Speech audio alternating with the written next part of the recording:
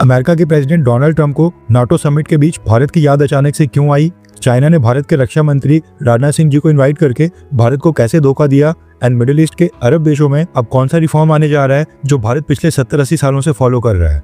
काफी सारी important updates आ रही हैं जो आपको मेन स्ट्रीम के न्यूज चैनल्स के ऊपर भी देखने को नहीं मिलेंगी, इसलिए वीडियो को एंड तक देखिएगा। सबसे पहले बात करते हैं एससीओ संगठन के बारे में, क्योंकि भारत के defence minister Rajnath Singh ji China गए थे और वहां पर राजनाथ सिंह जी ने बाकी सभी मेंबर्स के सामने एससीओ डॉक्यूमेंट के ऊपर साइन करने से इनकार करके अपना विरोध दर्ज करवाया है। रेफरेंस के लिए आपकी स्क्रीन के ऊपर आर्टिकल का स्क्रीनशॉट है। एससीओ में ईरान, रशिया, पाकिस्तान, चाइना और सेंट्रल एशिया के कुछ देश शामिल हैं जो एक समय पर सोवियत यूनियन का हिस्सा हुआ करते थे। अब देखा जाए तो यह संगठन पूरी तरह से एंटी अमेरिका और एंटी इजराइल है और most of the times SCO के अंदर वही होता है जो रशिया या फिर चाइना चाहते हैं।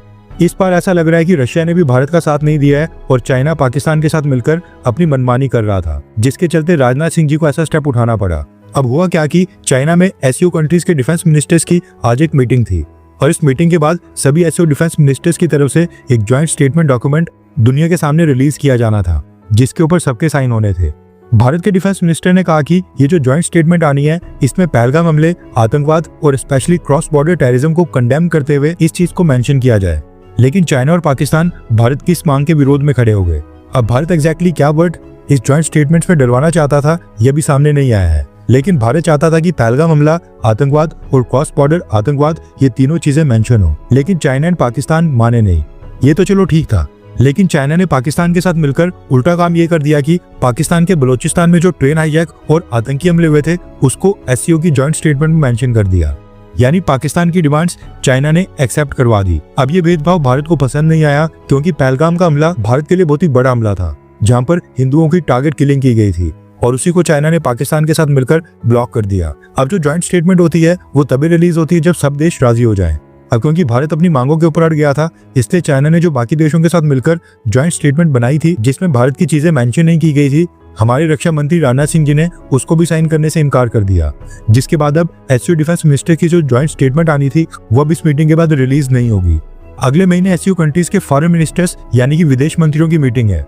अगर वहां भी सेम यही चीज होती है और चाइना पाकिस्तान के साथ मिलकर भारत को ब्लॉक करता है, तो फिर भारत के प्रधानमंत्री मोदी सितंबर महीने में होने वाले एससीओ समिट के लिए शायद ही चाइना जाएं, क्योंकि चाइना क्रॉस बॉर्डर आतंकवाद और पहलगाम हमले के ऊपर पाकिस्तान को फुल डिप्लोमेटिक सपोर्ट दे रहा है। बायलेटरल लेवल के ऊपर चाइना पाकिस्तान को सपोर्ट करना है करे, लेकिन एससीओ के मंच के ऊपर भी पाकिस्तान को पूरा समर्थन दे रहा है। एक बीच का ग्राउंड भी नहीं निकाला जा रहा है। अब देखा जाए तो भारत सरकार अपनी तरफ से चाइना में अपने नेशनल सिक्योरिटी एडवाइजर को भेज रही है, डिफेंस मिनिस्टर को भेजा गया। अगले महीने भारत अपने विदेश मंत्री को भी चाइना भेजने वाला है, लेकिन चाइना सामने से भारत के एफर्ट्स को रेसिप्रोकेट नहीं कर रहा है। नेक्स्ट अपडेट आ रही है नीदरलैंड से, जहां पर नाटो समिट हो रहा था और यहां पर हिस्सा लेने के लिए अमेरिकन प्रेसिडेंट डोनाल्ड ट्रंप भी आए थे।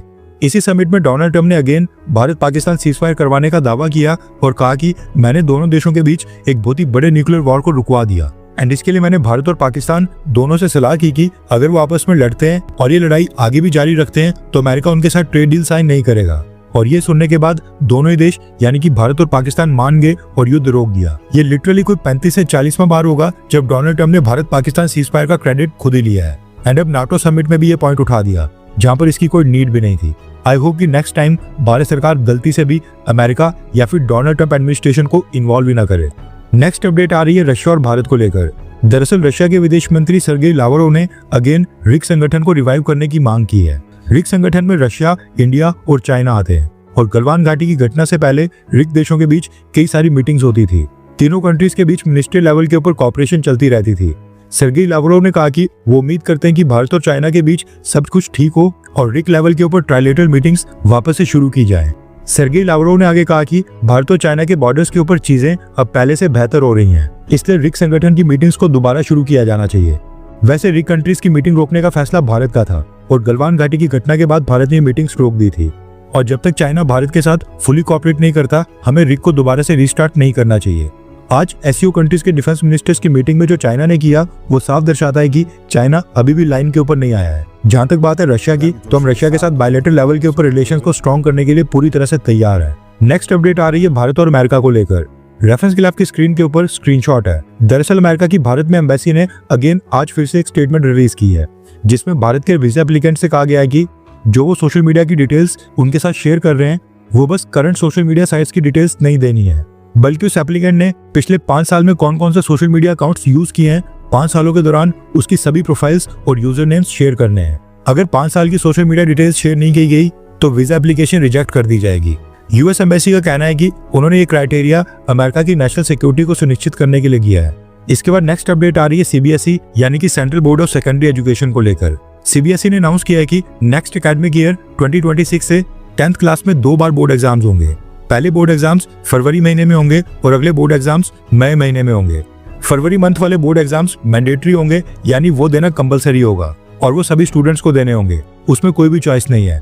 लेकिन जो मई मंथ के सेकंड बोर्ड एग्जाम्स होंगे वो ऑप्शनल होंगे। जिन भी स्टूडेंट्स को अपने स्कोर को इम्प्रूव करना है, जो पहले एग्जाम में कुछ सब्जेक्ट्स में फेल हो गए हैं, वो स्टूडेंट नेक्स्ट यानी कि मई महीने वाले बोर्ड एग्जाम्स में रीअपेयर हो सकते हैं। फरवरी वाले बोर्ड एग्जाम्स का रिजल्ट अप्रैल महीने में आएगा और मई महीने वाले बोर्ड एग्जाम्स का रिजल्ट जून मंथ में अनाउंस होगा। इसके अलावा भी सीबीएसई ने और कई सारी कंडीशंस अनाउंस की हैं जो आप उनकी वेबसाइट के ऊपर देख सकते हैं। सीबीएसई का कहना है कि स्टूडेंट्स के ऊपर से प्रेशर रिलीज करने के लिए ही उन्होंने इस तरह से 2 बार बोर्ड एग्जाम्स करवाने का फैसला किया है और ये केवल 10th क्लास के बोर्ड एग्जाम्स के लिए ही होगा। वैसे आपको क्या लगता है कि ये 2 बार बोर्ड एग्जाम्स का रूल लाना क्या ये स्टूडेंट्स के लिए सही है? हाँ या फिर ना? नीचे कमेंट करके अपनी राय जरूर बताएं। नेक्स्ट अपडेट आ रही है ईरान से। दरअसल ईरान से न्यूज निकल कर आ रही है कि सीजफायर खत्म होने के बाद अभी तक ईरान रेवोल्यूशनरी गार्ड्स और ईरान की सिक्योरिटी फोर्सेस देश के अंदर इजराइल की इंटेलिजेंस एजेंसी मोसाद के एजेंट्स को पकड़ने के ऊपर सारा जोर दे रहे हैं। हैरानी वाली बात यह है कि ईरान की सिक्योरिटी फोर्सेस ने अभी तक 700 से भी ज्यादा लोगों को अरेस्ट कर लिया है जिनके इजराइल की इंटेलिजेंस एजेंसी मोसाद के साथ लिंक्स हैं। ये वर्ल्ड का सबसे बड़ा इंटेलिजेंस फेलियर माना जा रहा है। 700 से भी ज्यादा मोसाद एजेंट्स पकड़े जाने के बाद भी ऑपरेशन अभी तक बंद नहीं हुआ है और अभी और भी अरेस्ट हो रहे हैं, जिसके बाद ईरान की इंटेलिजेंस एजेंसीज पर ही सवाल खड़े हो रहे हैं। नेक्स्ट अपडेट आ रही है बांग्लादेश से। दरअसल बांग्लादेश से न्यूज निकल कर आ रही है कि बांग्लादेश की इंटीम गवर्नमेंट शेख हसीना के समय बांग्लादेश में चुनाव कंडक्ट करवाने वाले चीफ इलेक्शन कमिश्नर्स को अरेस्ट करने लगी है। कुछ दिन पहले former chief election commissioner Nurul Huda को अरेस्ट किया गया था एंड अब काजी हबीबुल अवाल को अरेस्ट किया गया है। ये दोनों ही शेख हसीना के समय बांग्लादेश में चुनाव करवाते थे और चीफ इलेक्शन कमिश्नर थे। इंटीम गवर्नमेंट का कहना है कि ये लोग शेख हसीना के समय इलेक्शंस में धांधली करवाते थे और शेख हसीना की अवामी लीग पार्टी को सपोर्ट करते थे।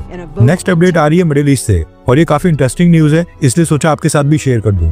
आपने भी आज से पहले कई बार ये सुना होगा कि मिडिल ईस्ट के जो अरब और गल्फ देश हैं, यहाँ पर सैलरी और पर्सनल इनकम के ऊपर लगने वाला पर्सनल इनकम टैक्स नहीं होता है। भारत में तो हम सैलरी और इनकम के ऊपर टैक्स देते हैं और फिर उसके बाद गुड्स एंड सर्विसेज को भी हम जो परचेज करते हैं उसके ऊपर भी भारी भरकम टैक्स भरते हैं। लेकिन मिडिल ईस्ट के गल्फ एंड अरब कंट्रीज में गवर्नमेंट्स की ऑयल एंड गैस से इतनी इनकम हो जाती है कि वो अपने लोगों से पर्सनल इनकम टैक्स, जीएसटी या फिर वैट तक नहीं लेते हैं। लेकिन अभी पिछले कुछ सालों से इलेक्ट्रिक व्हीकल्स के आने के कारण क्रूड ऑयल और गैस के फ्यूचर के ऊपर सवाल खड़े हो रहे हैं। इसलिए गल्फ कंट्रीज में भी अब पहला देश सामने आ गया है जिसने अपने देश में पर्सनल इनकम टैक्स की शुरुआत करने का फैसला किया है और ये देश है ओमान, जिसके साथ भारत के भी काफी अच्छे संबंध है। ओमान ने अनाउंस किया है कि साल 2028 फाइनेंशियल ईयर से वो भी देश में पर्सनल इनकम टैक्स को लागू कर देंगे। ओमान की गवर्नमेंट का कहना है कि वो देश के टॉप 1% अर्निंग वाले लोगों से ही पर्सनल इनकम टैक्स वसूलेंगे। ओमान में जिस भी व्यक्ति की इनकम साल में $1,09,000 से ज्यादा होगी उसको 5% का इनकम टैक्स देना पड़ेगा। आज के कन्वर्जन रेट के अकॉर्डिंग $1,09,000 92 लाख इंडियन रुपीस के करीब बनते हैं। यानी जिनकी एनुअल इनकम 92 लाख से ज्यादा होगी उनको 5% का इनकम टैक्स पे करना होगा। भारत के साथ तो कंपैरिजन करने का मतलब ही नहीं बनता है। 5% वैसे बहुत ही कम टैक्स है, लेकिन ओमान अब गल्फ कंट्रीज में पहला देश बन गया है जो पर्सनल इनकम टैक्स को इम्प्लीमेंट करने जा रहा है। हो सकता है कि इसके बाद और भी गल्फ कंट्रीज में इनकम टैक्स लागू हो जाए, क्योंकि पहले भी देखा गया था कि जब एक अरब कंट्री ने वैट यानी कि वैल्यू एडेड टैक्स इंट्रोड्यूस किया था उसके बाद कई सारे गल्फ कंट्रीज ने वैट लागू किया था। हर 24 घंटे के अंदर जियोपॉलिटिक्स में बड़े फेरबदलाव और उलटफेर हो रहे हैं और भारत के लिए नए चैलेंजेस आ रहे हैं। कोई देश अपने फैसले से पलट रहा है तो कोई देश ब्लैकमेलिंग के ऊपर उतर आया है। सभी देश एक दूसरे को नीचे लगाने की कोशिश कर रहे हैं। इन सब के बीच हमारा भारत किसी भी देश से पीछे न रह जाए, इसके लिए मोदी सरकार लगातार कोशिशें कर रही है। एंड भारत की foreign policy, defence news, economy और ग्लोबल अफेयर्स का सही एनालिसिस हमारे चैनल इंडियन अफेयर्स का मिशन है और ये मिशन आपके सपोर्ट के बिना अधूरा है।